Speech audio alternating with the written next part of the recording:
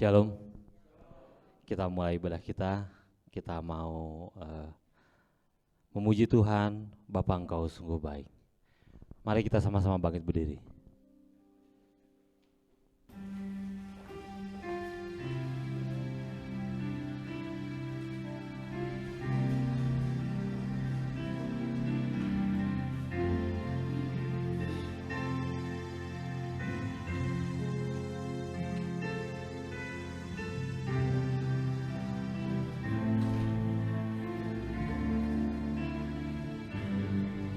Bapa, Engkau sungguh baik.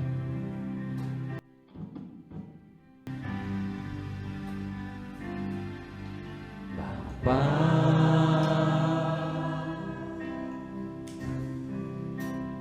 Engkau sungguh baik, kasih-Mu melimpah di hidupku. Bapa, aku berterima kasih. Bapa,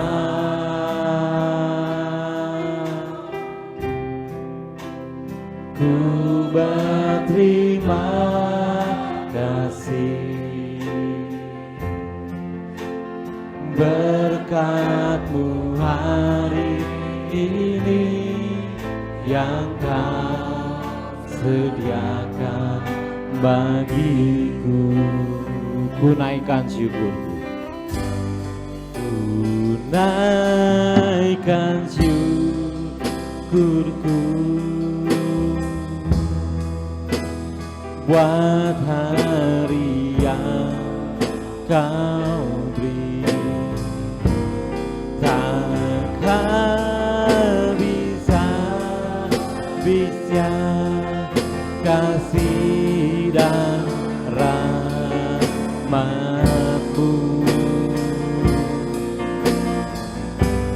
selalu baru dan tak pernah terlambat pertolongan-Mu.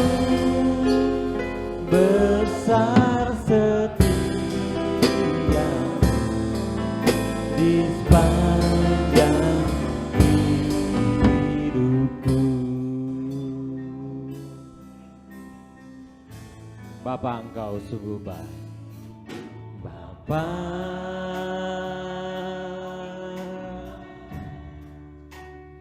Engkau sungguh baik, kasih-Mu melimpah di hidupku.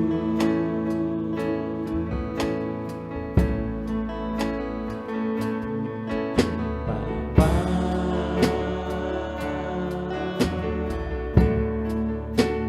ku berterima kasih, berkat-Mu hari ini yang Kau sediakan bagiku.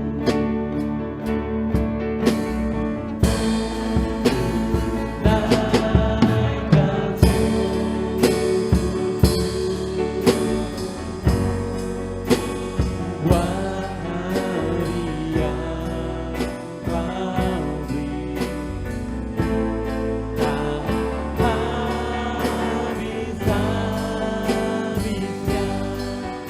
Kasih dan rahmat-Mu selalu baru dan tak pernah terlambat. Baru dan tak pernah terlambat pertolongan-Mu. Besar setia di sepanjang hidupku. Besar setiamu di sepanjang hidup.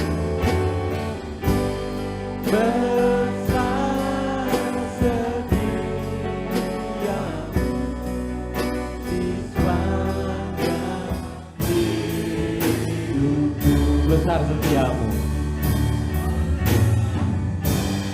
Besar setiamu di sepanjang hidupku. Mari kita berdoa. Betul Tuhan Yesus, tak habis-habisnya kasih dan rahmat-Mu Tuhan di dalam kehidupan kami Tuhan. Besar setia Tuhan yang selalu menyertai kami sehingga kami hari ini bisa hadir semua untuk memuji dan memuliakan Engkau Tuhan Yesus. Kami bersyukur Tuhan Yesus untuk semua segala kehidupan kami. Dengan kami bersyukur Tuhan, biarlah kami memuji Engkau, meninggikan Engkau dengan segenap hati dan jiwa kami dan segenap pikiran kami. Biarlah apa yang kami lakukan semuanya sungguh Tuhan untuk hanya memuliakan Engkau Tuhan Yesus. Kami mau memulai kebaktian kami memuji Engkau, kami buka hanya di dalam nama Tuhan Yesus Kristus. Haleluya, amin. Mari kita sambung pujian kita pujikan. Soraklah haleluya. Segala puji syukur hanya bagi-Mu Tuhan.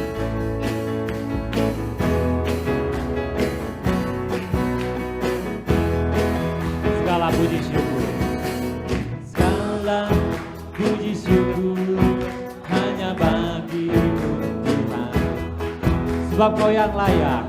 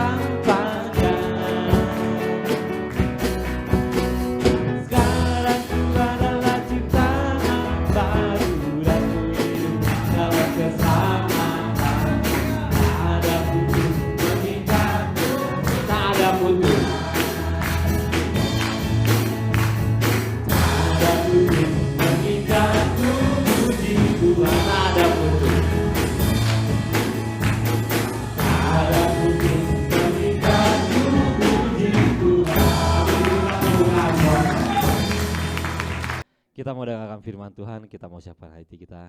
Kita pujikan, ujilah aku Tuhan.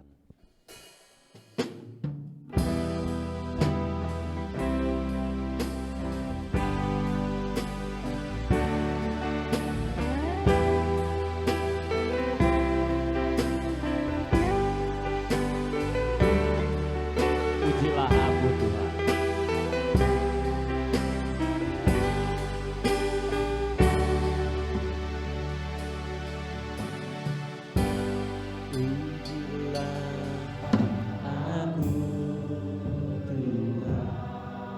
Cobalah aku Tuhan, cobalah aku Tuhan, selidiki batinku dan hatiku,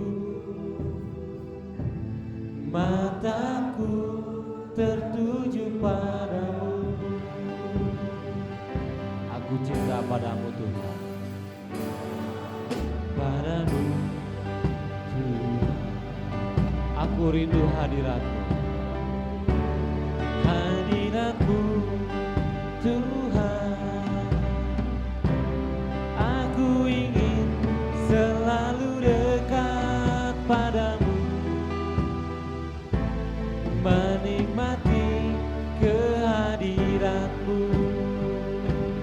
Ku nyanyi Hosana, ku nyanyi Hosana.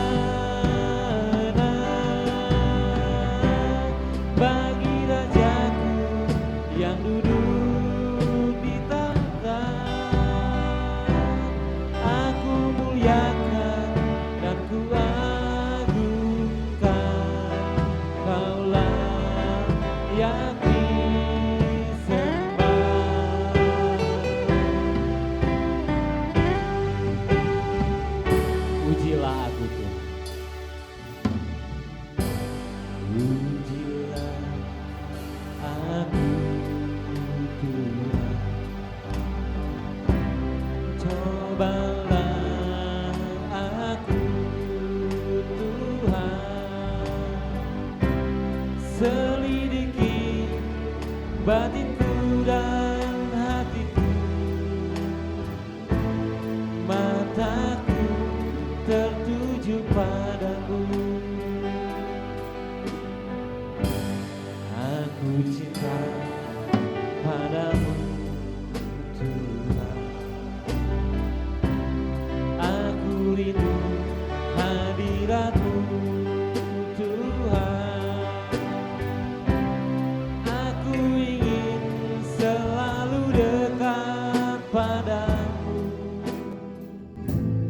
Menikmati kehadiratmu, ku nyanyi Hosana, ku nyanyi Hosana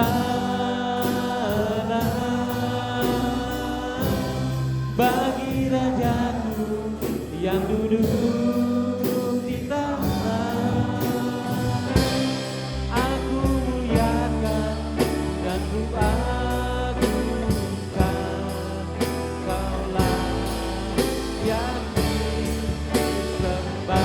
Hosana,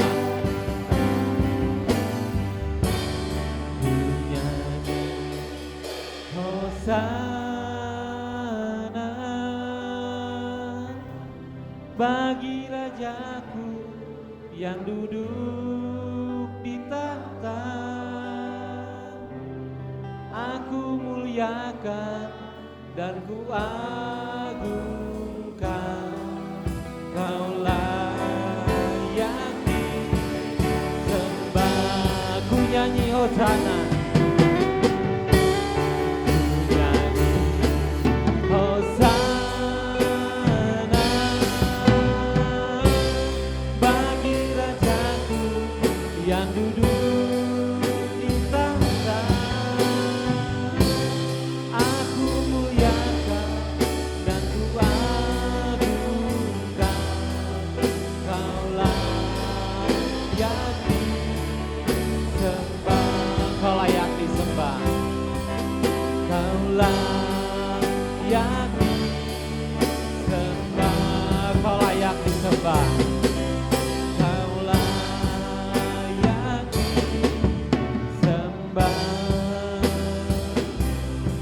kita sama-sama menyembah Tuhan Yesus.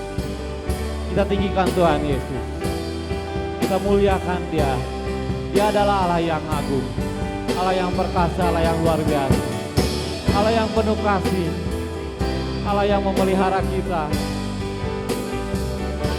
Allah yang melindungi kita.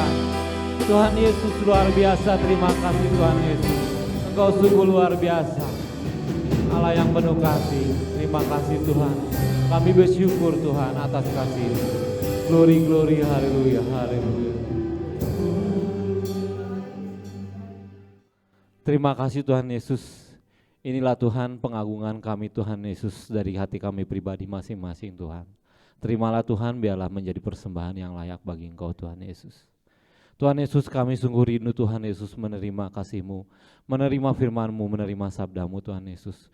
Biarlah Tuhan kami selalu diajar Tuhan Yesus, selalu baru dan selalu baru, dan selalu berubah Tuhan menjadi anak-anak yang Engkau cintai Tuhan Yesus.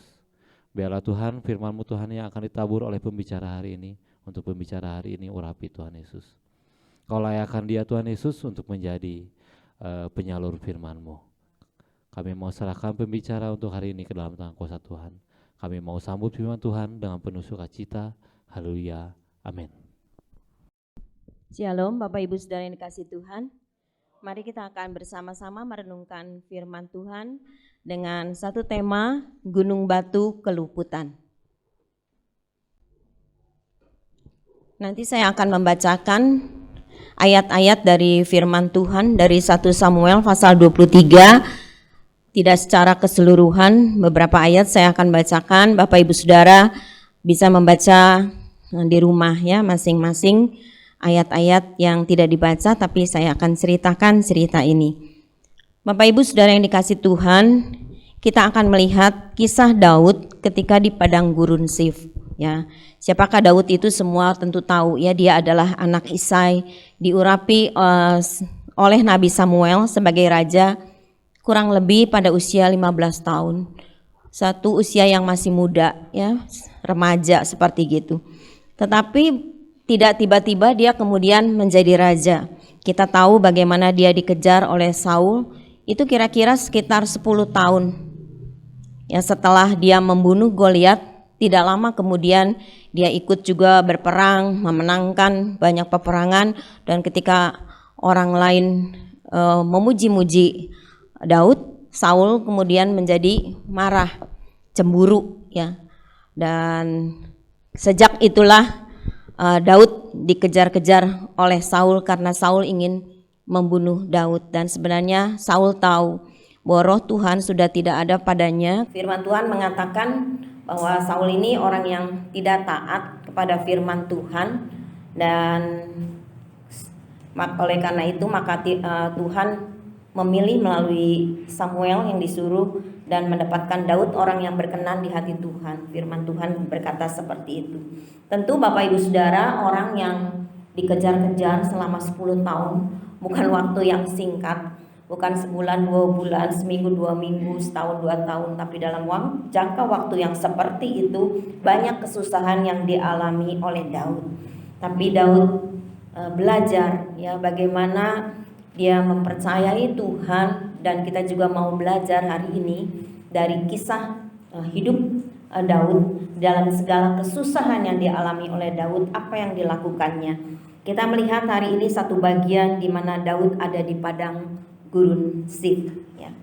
Saya akan membacakan ayat yang ke-14.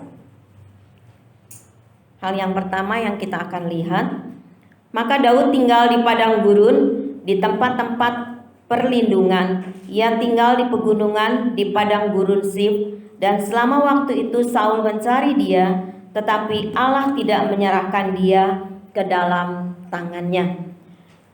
Bapak Ibu Saudara, di sini diceritakan juga bagaimana Saul terus mengejar Daud. Saul seorang raja yang mempunyai pengikut, mempunyai bala tentara yang banyak, tentu akan dengan mudah ya mendapatkan Daud. Tetapi jelas sekali di sini dikatakan dalam ayat 14 bagian akhir, tetapi Allah tidak menyerahkan dia ke dalam tangannya. Artinya apa Bapak Ibu Saudara? Tuhan itu melindungi Daud. Tuhan tidak menyerahkan Daud kepada Saul. Kalau kita melihat akan hal ini, hari ini kita juga belajar bagaimana hidup mati manusia itu di tangan Tuhan, ya. Bagaimanapun Saul berusaha, tetapi tanpa seizin Tuhan semua tidak bisa terjadi.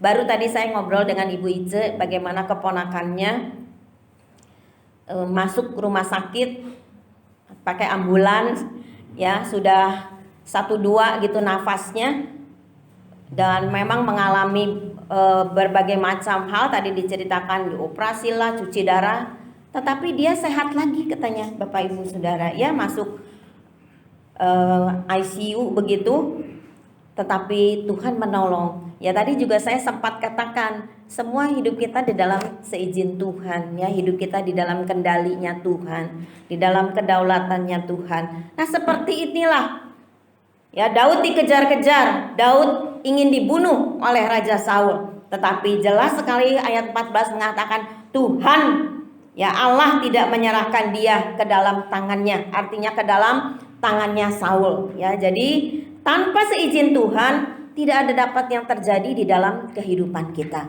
ya. Biar kita ingat akan hal ini, sehingga tidak ada ketakutan apapun juga. Bukan berarti kita tidak bisa takut. Kita bisa takut, kita bisa gentar, mungkin gelisah di dalam kehidupan kita. Tetapi kalau kita ingat akan hal ini, biarlah kita tahu bahwa kita anak-anak Tuhan ini ada di dalam perlindungannya Tuhan, ya, di dalam kendalinya Tuhan di dalam kehidupan kita.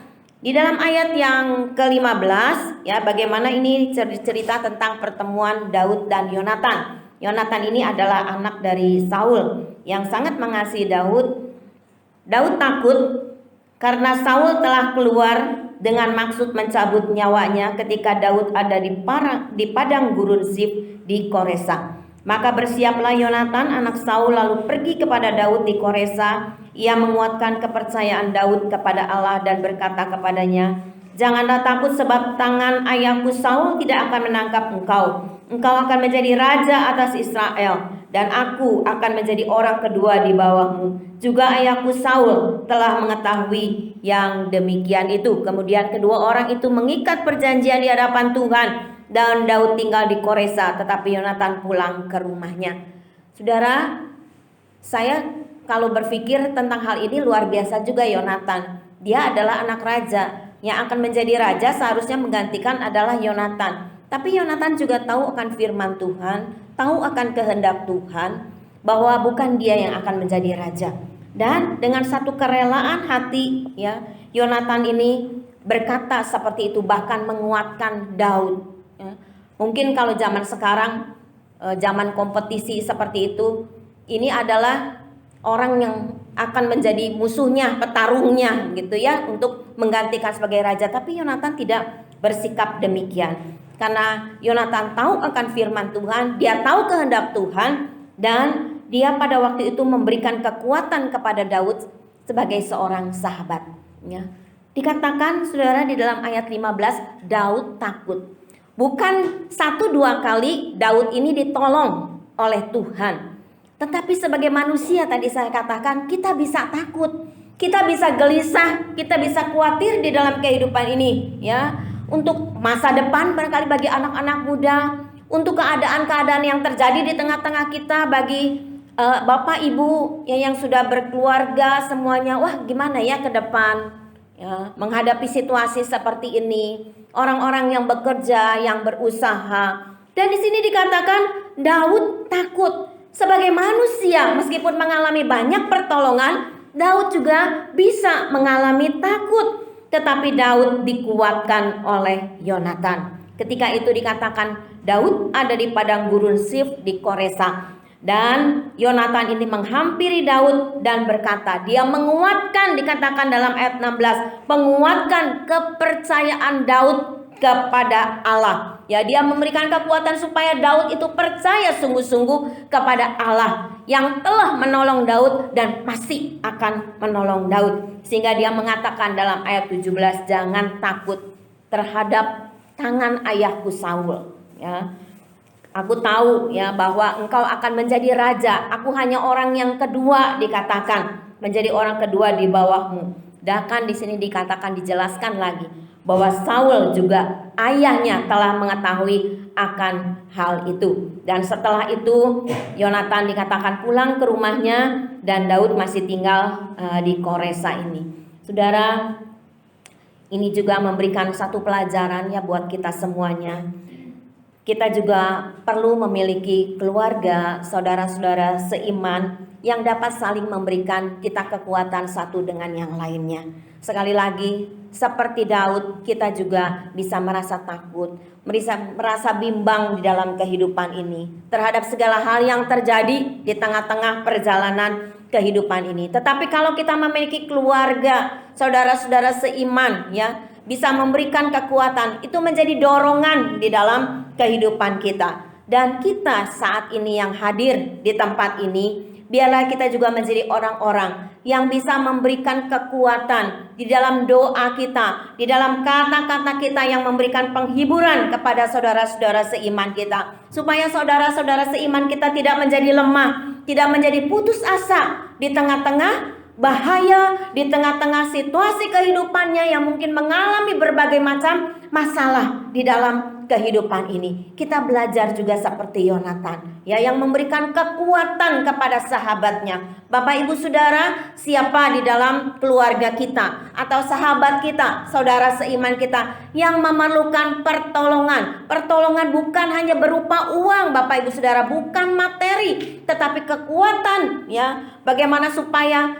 saudara seiman kita, teman kita, keluarga kita tidak menjadi lemah, tidak menjadi putus asa seperti yang dilakukan oleh Yonatan kepada Daud. Itu perlu kita lakukan di dalam kehidupan kita. Kita bukan saja setiap minggu bisa datang beribadah ya, baik juga yang online di rumah, kita yang onsite bisa di sini, kita bisa melayani Tuhan, tetapi praktek hidup kita di dalam perjalanan hidup kita, biarlah kita juga bisa seperti Yonatan ini ya. Kita juga bisa memberikan kekuatan, doa-doa yang kita panjatkan kepada keluarga kita, kepada saudara-saudara seiman kita, kepada siapapun mereka yang membutuhkan kekuatan di dalam kehidupannya ya. Kita tidak bisa mungkin berbuat apa-apa kepada keluarga kita, saudara seiman kita yang mengalami kesusahan, tapi doa-doa yang kita panjatkan pasti akan didengar oleh Tuhan ya.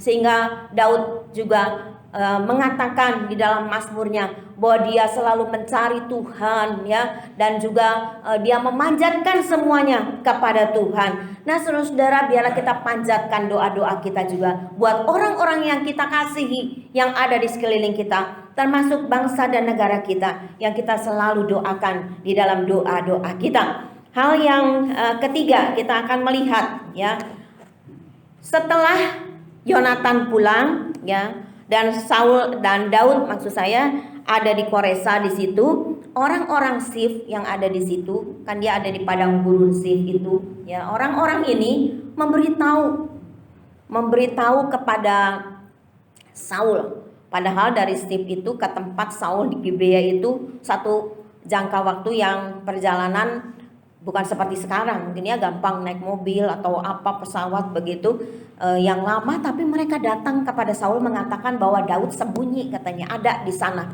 di Sif ini. Dan akhirnya Daud juga tahu ya bahwa Saul ini sedang mengejar. Jadi saudara-saudara, Saul ini akhirnya mengejar ya, berkat orang-orang Sif ini yang memberitahu kepada Saul ya, bahwa Daud ada di sana. Dan Saul mengejar Daud ya, setelah orang-orang Sif itu memberitahu keberadaannya. Di dalam ayat yang ke-25 dikatakan, ketika Saul dengan orang-orangnya pergi mencari Daud, diberitahukanlah hal itu kepada Daud, lalu pergilah ia ke gunung batu dan tinggal di padang gurun Maun. Saul mendengar hal itu lalu mengejar Daud di padang gurun Maun. Nah saudara-saudara, kita melihat ya bagaimana ada banyak di sekeliling itu bahaya. Ya, Daud berpikir dia ada di padang gurun Sif di situ ya, dan dia ada di situ merasakan lumayan lah ya, bisa untuk tempat dia berlindung di situ. Tetapi orang-orang sekitarnya ternyata melakukan hal yang membuat Daud hampir saja celaka. Ya, kita akan melihat hal ini ya di dalam bagian yang keempat, di dalam ayat 26 sampai 28 saya membacakan. Saul berjalan dari sisi gunung ke sebelah sini dan Daud dengan orang-orangnya dari sisi gunung sebelah sana. Daud cepat-cepat mengalahkan Saul, tetapi Saul dengan orang-orangnya sudah hampir mengepung Daud serta orang-orangnya untuk menangkap mereka. Ketika seorang suruhan datang kepada Saul dengan pesan, segeralah undur sebab orang Filistin telah menyerbu negeri. Maka berhentilah Saul mengejar Daud dan pergi menghadapi orang Filistin. Itulah sebabnya orang menyebut tempat itu Gunung Batu Kelumputan. Nah, saudara-saudara, ketika Daud dan pengikutnya ada di padang gurun Maon, tadi dikatakan Saul dan tentaranya mengejar Daud.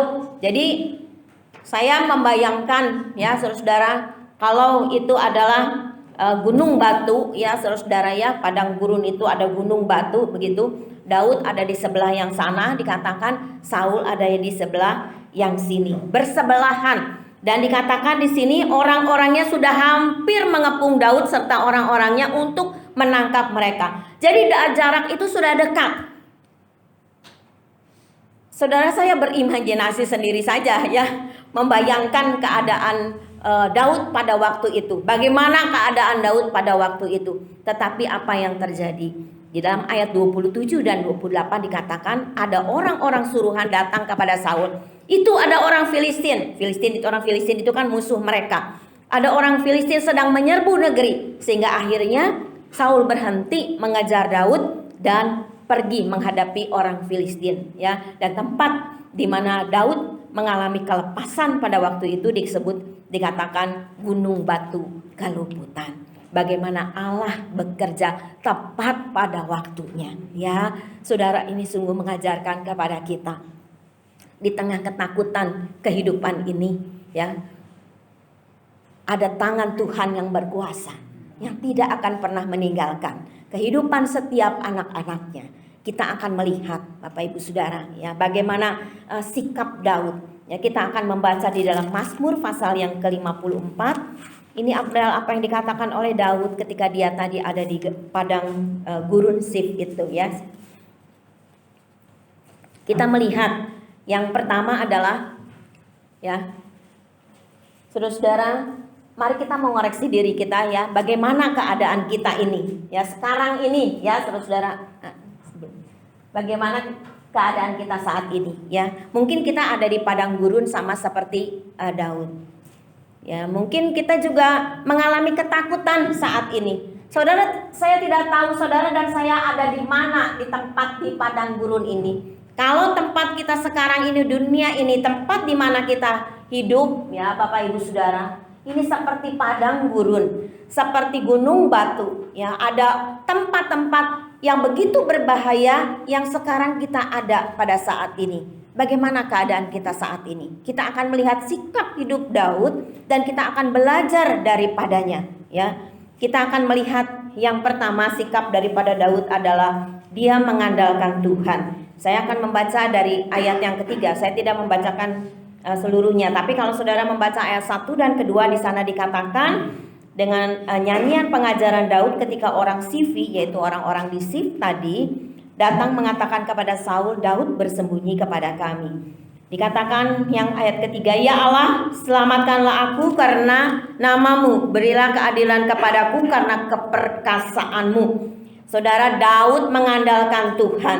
Dia berkata kepada Tuhan, selamatkan karena namamu. Karena dia percaya kepada nama Tuhan yang besar, nama Tuhan yang berkuasa. Berikan, dikatakan, keadilan kepadaku karena keperkasaanmu. Dia sungguh-sungguh percaya kepada Tuhan. Itulah mengapa dia mengandalkan Tuhan di dalam kehidupannya. Inilah sikap hidup Daud. Dia mengandalkan Tuhan ketika dia mengalami masalah, pergumulan, ketakutan. Jelas sekali tadi di dalam 1 Samuel 23 yang kita baca itu ayat 14. Bukan ayat 14 ya, saudara-saudara, dikatakan bahwa Daud itu takut ya, saudara-saudara ya. Daud itu sedang dalam keadaan takut, ayat 15. dikatakan seperti itu. Dia takut, tetapi dia mengandalkan Tuhan di dalam ketakutannya. Ya, dia tidak semata-mata mengandalkan Yonatan. Yonatan sudah pulang, tetapi ayahnya mengejar. Akan tadi ayat-ayat yang terakhir kita baca dikatakan hampir katanya ya Daud itu dan orang-orang yang ada bersama dengan Daud. Tetapi Daud dia mengandalkan Tuhan. Dia sungguh percaya keselamatan, kekuatan yang Tuhan berikan di dalam kehidupannya, keselamatan karena namamu. Nama Tuhan yang hebat, yang luar biasa, yang perkasa itulah yang diandalkan oleh Daud. Yang kedua, dia berseru kepada Tuhan. Ayat yang keempat dan kelima, ya Allah dengarkanlah doaku, berilah telinga kepada ucapan mulutku, sebab orang-orang yang angkuh bangkit menyerang aku, orang-orang yang sombong ingin mencabut nyawaku, mereka tidak mempedulikan Allah. Di sini Daud mengatakan, Tuhan dengarlah doaku. Dia berseru kepada Tuhan di dalam doanya ketika ada di dalam kesesakan, ketika ada di dalam ketakutan, ketika ada di dalam bahaya. Bapak Ibu Saudara, ketika kita mengalami masalah di dalam kehidupan ini, kepada siapa kita berseru? Apakah kita mengandalkan manusia? Daud diberikan kekuatan supaya dia beriman oleh Yonatan. Ya, didoakan oleh Yonatan, diberikan kekuatan sebagai seorang sahabat. Tetapi manusia itu terbatas. Yonatan sebagai seorang anak raja juga terbatas. Ketika ayahnya mau menyerbu Daud dengan orang-orangnya dan dikatakan hampir sampai pada waktu itu, Yonatan tidak bisa berbuat apa-apa. Itu membuktikan bahwa manusia itu terbatas. Oleh karena itulah kita belajar, pada waktu kita dalam keadaan terdesak, dalam waktu kita dalam keadaan begitu terpepet dalam kehidupan kita, biarlah kita berseru kepada Tuhan. Ya, di dalam doa kita, ya Allah dengarkanlah doaku. Biarlah kita berdoa sungguh-sungguh kepada Tuhan, berseru kepada Tuhan ketika kita di dalam kesesakan kehidupan ini. Yang ketiga, doa yang dipanjatkan oleh Daud itu adalah doa dengan iman, percaya bahwa Tuhan akan menolong Daud dalam ayat 6 dan 7. Sesungguhnya Allah adalah penolongku, Tuhanlah yang menopang aku. Biarlah kejahatan itu berbalik kepada seteru-seteruku, binasakanlah mereka karena kesetiaanmu. Ayat 7 dan ayat 5 itu bercerita tentang musuh-musuhnya Daud, tentang Saul yang mengejar Daud. Tetapi pada waktu dia mengalami hal yang seperti itu, dia percaya. Dia memanjatkan doa bukan sekedar doa yang biasa saja, yang asal saja, tetapi sungguh-sungguh dia berseru dengan imannya, dengan percaya bahwa Tuhan akan menolong. Sesungguhnya Allah adalah penolongku, Tuhan yang menopang aku. Bapak Ibu Saudara, inilah Tuhan yang kita sembah di dalam nama Tuhan Yesus,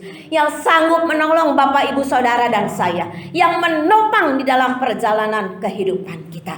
Ya, Bapak Ibu Saudara, kita sungguh harus percaya dan mempercayakan hidup kita kepada Dia. Yang keempat, setelah Daud mengalami kelepasan, keluputan daripada Saul, apa yang dilakukan? Dia bersyukur kepada Tuhan. Ayat 89 katakan, dengan rela hati aku akan mempersembahkan korban kepadamu. Bersyukur sebab namamu baik ya Tuhan, sebab ia melepaskan aku dari segala kesesakan dan mataku memandangi musuhku. Bapak Ibu Saudara, setelah dia mengandalkan Tuhan, dia berseru kepada Tuhan di dalam doanya dengan iman, percaya kepada nama Tuhan yang perkasa itu.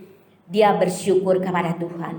Dia tidak menaruh dendam kepada orang-orang wah nih orang-orang ini nih ya, orang-orang CV ini yang memberitahu saya persembunyian saya. Ya udah, sekarang Saul udah nggak ada, kita basmi aja gitu. Tidak Bapak Ibu Saudara, tetapi dikatakan dia bersyukur kepada Tuhan. Dia mempersembahkan korban kepada Tuhan, dikatakan bersyukur sebab namamu yang baik. Bapak Ibu Saudara, hari ini tadi seperti gambar yang awal sebelum ini, ada di mana hidup kita saat ini? Ada di padang gurun yang mana, saudara-saudara? Kita sedang menghadapi, mungkin sedang naik ya saudara, ada di gunung batu ya saudara, yang begitu berbahaya di dalam kehidupan kita. Tetapi hari ini kita belajar dari kisah Daud, bagaimana Daud itu sungguh-sungguh mengandalkan Tuhan di dalam hidupnya. Dia berdoa dan berseru kepada Tuhan dan percaya bahwa Tuhan itu adalah penolongnya. Dikatakan ia melepaskan aku dari segala kesesakan. Bapak, Ibu, Saudara dan saya hari ini ada dalam kesesakan, ada dalam sakit penyakit, dalam pergumulan kehidupan, pekerjaan, tantangan hidup. Anak-anak muda mungkin sedang memikirkan masa depannya. Biarlah kita percaya bahwa kita punya Tuhan yang luar biasa, ya. Kenapa Bapak, Ibu, Saudara, kita punya Tuhan yang luar biasa? Karena Kristus yang melepaskan kita dari dosa, ya. Saudara, ini adalah satu hal yang luar biasa. Dialah gunung batu kehidupan kita, ya. Saudara, di atas salib itu Kristus sudah rela menebus saudara dan saya.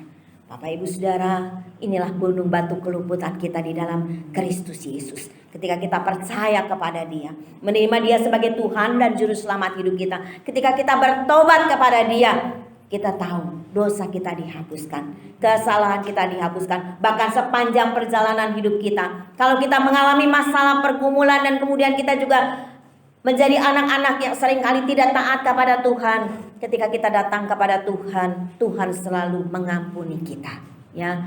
Dan firman Tuhan kita katakan, tapi jangan ulangi lagi, ya Bapak, Ibu, Saudara. Tetapi ketika kita mengalami hal-hal seperti apapun, Dia selalu mendengar setiap doa-doa kita. Ya, kita bersyukur Bapak, Ibu, Saudara, kalau waktu itu Daud ada di gunung batu, ya, dan gunung batu keluputan itu meluputkan Daud, ya, membebaskan Daud dari Saul. Kita juga, gunung batu kita adalah Kristus Yesus yang sudah mati di kayu salib buat saudara dan saya, yang meluputkan, yang melepaskan kita dari segala dosa kita.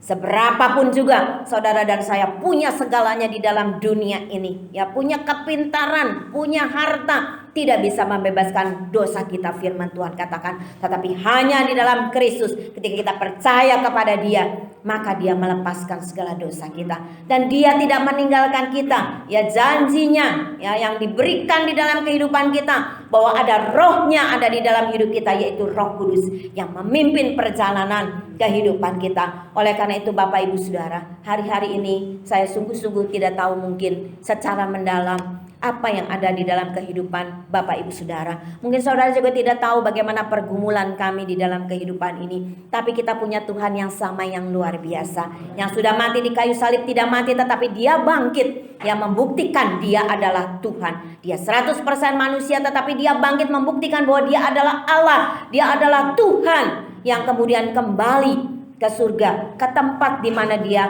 berada, dan mencurahkan Roh-Nya buat saudara dan saya, supaya menuntun kehidupan kita. Hari ini kalau Bapak, Ibu, Saudara ada dalam keadaan sakit, imani di dalam nama Tuhan Yesus ada kesembuhan yang daripada Tuhan. Kalau kita dalam masalah pergumulan kehidupan kita, kita katakan kepada Tuhan, aku percaya Tuhan, Engkaulah gunung batu keluputanku. Kita juga percaya Tuhan akan membebaskan kita, membukakan jalan bagi setiap masalah, persoalan di dalam kehidupan kita, apapun itu. Saya dengan Pak Daniel, meskipun sebagai gembala, kami terbatas, kami cuma manusia. Kami tidak bisa menolong Bapak, Ibu, Saudara. Kami bisa mendoakan kalau Bapak, Ibu, Saudara memberitahu saya sakit atau saya sedang masalah. Tapi kalau saudara tidak memberitahu kepada kami tidak tahu. Itulah kami manusia juga yang terbatas, ya. Tetapi Bapak, Ibu, Saudara, kita datanglah kepada Tuhan. Kita merendahkan hati kita di hadapan Tuhan dan berkata, Tuhan, sungguh aku butuh Engkau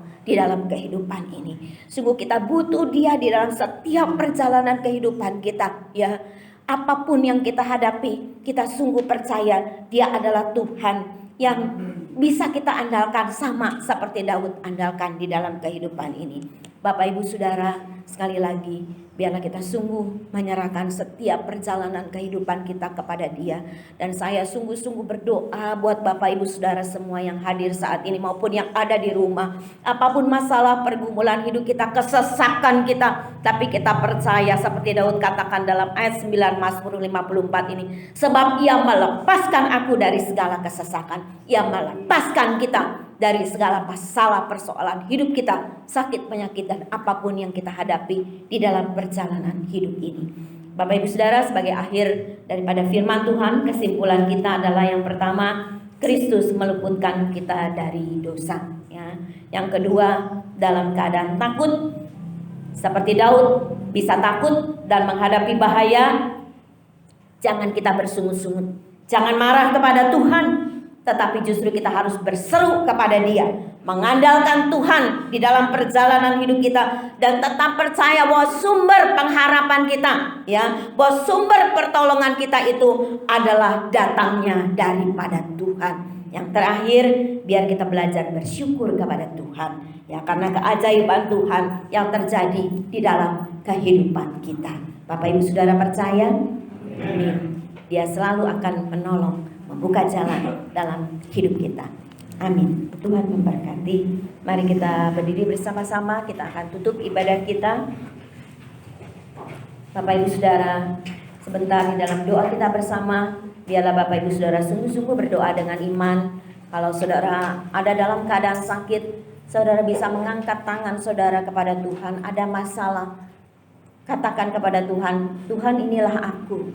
Aku percaya Engkau akan meluputkan aku dari kesesakan, dari mara bahaya, dari kesakitan, dari ketakutan di dalam kehidupan kita. Bapa di dalam surga, terima kasih. Hari ini kami bisa memuji dan mengagungkan Tuhan. Biarlah sungguh-sungguh semuanya menyenangkan hatinya Tuhan. Kami juga mendengarkan firman Tuhan. Biarlah di dalam keterbatasan hamba-Mu, Engkau sendiri yang akan berkata-kata lebih lanjut kepada kami semua, sehingga kami menjadi orang-orang yang kuat, yang mengandalkan Tuhan di dalam kehidupan ini, dalam setiap pergumulan kehidupan ini. Tuhan, kami mau berdoa saat ini. Kalau ada di antara kami yang sakit, biarlah kalau ada yang sakit, kita mengangkat tangan kita. Yang ada masalah, angkat tangan kita kepada Tuhan dengan iman. Dia ada dan hadir bersama dengan kita, dan Dia akan menolong kita. Bapa, inilah tangan-tangan yang terulur ke atas, yang terangkat. Kalau ada di antara kami yang sakit, di dalam nama Tuhan Yesus, Tuhan memberikan kesembuhan. Kalau ada di antara kami dalam masalah pergumulan hidup kami, yang orang lain tidak bisa menolong kami, tetapi kami sungguh percaya Tuhan akan menolong kami. Engkaulah penolong kami. Seperti Daud ditolong oleh Tuhan, Tuhan juga akan menolong kami, karena kami adalah anak-anak-Mu, biji mata-Mu, kesayangan-Mu Tuhan. Tuhan, kalau ada di antara kami yang berkekurangan, Tuhan akan memberkati kami dengan berkat yang berlimpah.